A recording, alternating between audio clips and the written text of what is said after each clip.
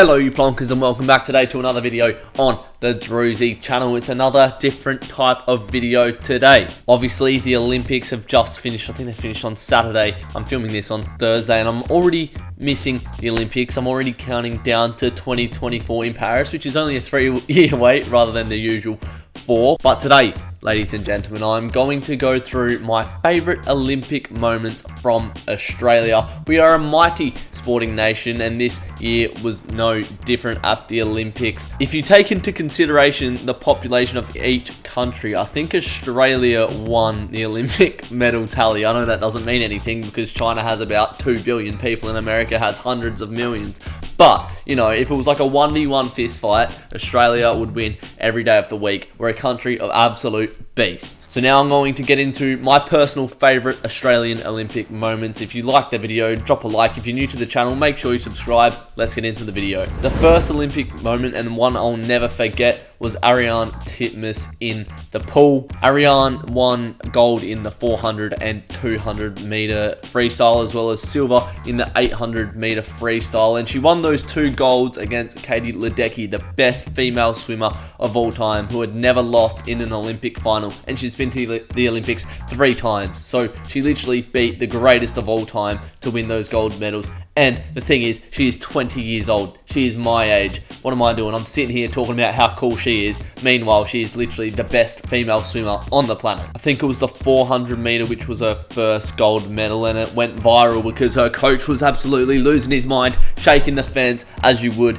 if your athlete just won a gold medal, beating the greatest of all time. And yeah, it's just a moment I'll never forget, sitting in this lounge room, watching Ariarne Titmus win the gold for Australia. Another one of my favourite Olympians this year was Mckeon. She won 4 gold medals. She is the best in the world at 4 events. Absolutely unreal. She won gold in the 50 and 100 meter freestyle and also gold in the 4x100 medley relay and the 4x100 meter freestyle relay. Our home is girt by sea in Australia. It's in our national anthem, and you could bloody tell from this Olympics because we are a nation of fish, mate. So she won 4 golds in this Olympics and 3 bronze medals, a total of 7 medals, which ties the record for most Olympic medals for a female since 1952. So she's tied top with some Russian geezer who was a gymnast back in the day, apparently in 1952. She's probably dead now. So Mckeon, that makes you the best female athlete of all time right now, in my opinion. Absolute gun. My number 1 favorite Olympic moment in the Tokyo 2020 Olympics was Jessica Fox in the canoe slalom. So she won gold in that, but prior to that, in the kayak slalom or whatever the bloody hell it's called, I have no idea about any of these sports. I just love watching them and love seeing the moments that are created for these people that work so hard for the biggest moments of their lives, and they deliver. And Jessica Fox did. It was bronze. She got in the kayak. She got the fastest time, but her chin touched a gate, so she got a penalty, got given bronze. It's a sport of very fine margins, the kayak slalom. She come back a few days later. She was going last in the canoe slalom, so everyone had been placed except for her. She had to win the gold. Her dad was the commentator and her mum was the coach, so she's obviously been living this lifestyle her whole life for this moment. Going last, so much pressure building up, and I can watch that run of hers all day long. You can see the concentration on her face, the intensity, how much training she would have done over the years to build up to this one moment. There's a moment when she like drops down a little, I don't know what it's called, I don't know anything about canoe slalom, but she drops down a little rapid and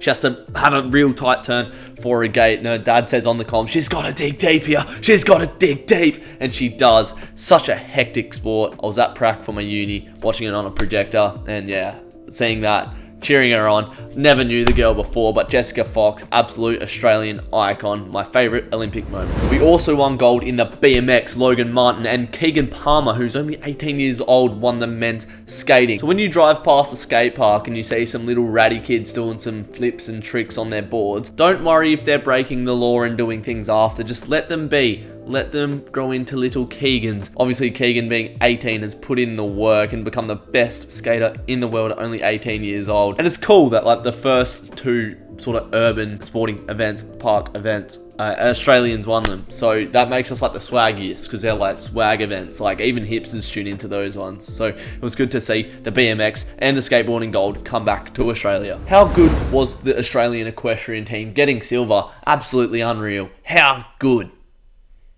If I was an Olympian and I could like choose to be in any sport, obviously I'm never going to be an Olympian, but if I could be good at one, I would be good at the decathlon. 10 events, you're good at them all. You're pretty much the best all-round athlete on the planet, and an Australian won the bronze in this event. Ashley Maloney, and I think that makes him the biggest alpha male in Australia. He comes second in the 100 meters, third in the long jump, first in the high jump, first in the 100, and fourth in the 110 meter hurdle. So he's a runner and a jumper. His throwing events let him down. I mean, I'm not going to chat shit about him. He won a bloody bronze medal at the Olympic Games, but yeah, didn't do too well in discus, javelin, and shot put. But he did enough to secure the bronze medal. Only 21 years old, very young. What a great career he has ahead of him. Absolute alpha male, unreal athlete, Ashley Maloney, entrenched into Australian folklore. Now, my favourite event to watch at the Olympics this year was the boxing. I love my boxing. So to see the highest level boxing on the planet, they're considered amateurs, but their whole lives build up to the Olympics. They want to represent their countries and win gold. And Australia had a young fella by the name of Harry Garside who went in to the Olympics in the lightweight division, I believe. He's lightning quick. He won his first 2 fights unanimously. And his third fight was a very tight fight. He won it 3-2 on split decision, and then he got outclassed by some big Cuban bloke in the final. But to fight in the final, 24 years old, first medaling Australian in boxing in 33 years or something like that, he's a legend. He had 4 fights in 13 days. Just have a think about that. How many fights have you been in your life? I guarantee not many, unless you're a rat. But 4 fights in 13 days, that is a lot. And these boxers can box for 12 rounds. The Olympic fights are only 3-minute rounds. So they are swinging for the fences in all of these fights. That's what makes Olympic boxing so fun to watch, because they are going out there to take each other's heads off with the most pristine technique you'll ever see in world boxing. But yeah, unfortunately, Harry didn't get the gold, but Cuba are a mighty combat sports nation. They won 4 gold medals and a bronze in the boxing, so they're not there to mess about. They're not there to play tiddlywinks. They're there to knock people's heads off. They also won 2 golds and a bronze in wrestling, and silver in judo, bronze in taekwondo. I'm not going to talk about Cuba too much, but just how hectic is that? They are literally like winning all the combat sports events. If you look at guys like Yoel Romero in the UFC, you will see what these Cubans are built like. They are literally built different. Harry Garside has said he wants to fight in Paris in 2024, which I don't think he would have done previously, because you have to be an amateur to fight in the Olympic boxing. But I think there's been some new rule changes, so we can potentially go pro and still fight in Paris in 2024. I'll be keeping an eye out for him, whether he goes pro or fights in Paris in 2024. What an absolute gun. Lightning quick, Harry Garside, baby. Obviously, there were a lot more medals won than this, and a lot more Olympic moments to mention, but one close to my heart that I followed very closely was the Boomers winning bronze in the basketball. And let me just say this, right? Would you rather win a silver or a bronze in the basketball? Obviously, you'll say silver, because silver's second place. Let me break this down for you, right? We lost to the USA, so we had to play for the bronze medal, right? Slovenia played France. France advanced to the final to play against the USA. The USA beat France. They're absolutely gutted. They've just lost in a medal match, and they get given silver out of pity, right? We go and play Slovenia. We beat them, win that game. We're on a high. We've just won bronze, boys. Slovenia get nothing. We won our last game at the Olympics. France lost. So I think bronze is better in this particular sport. And there was a lot of talk in the last few years whether Ben Simmons was going to compete in the Olympics for Australia, and he didn't. He was too busy in the UK necking on with Maya Jama, and I mean, I can't blame him. She's an absolute babe. And how long has Paddy Mills been applying his trade for the Australian Boomers? An absolute legend of Australian sport. He was the flag bearer at the Olympics. He dropped, I think, 42 points in that last game against Slovenia. Genuine icon, great ambassador for the Indigenous community in Australia, and yeah, just a genuine sporting legend. It was good to see Matisse Thybulle play for Australia. I don't know how Australian he is. I doubt he's lived in Australia for more than 10 years, because he's about as Americanized as they come, but we'll take him. He was an absolute gun for Australia, brought a real good defensive dynamic to our team. Decent 3-point shooter as well, and just such a silky player. So fun to watch. He was my favourite player to watch at the Olympics for Australia. Big Jockey Landale, a player who I'd never even seen. I don't follow the NBL or whatever. I think he's just signed for the Spurs, which is awesome for him.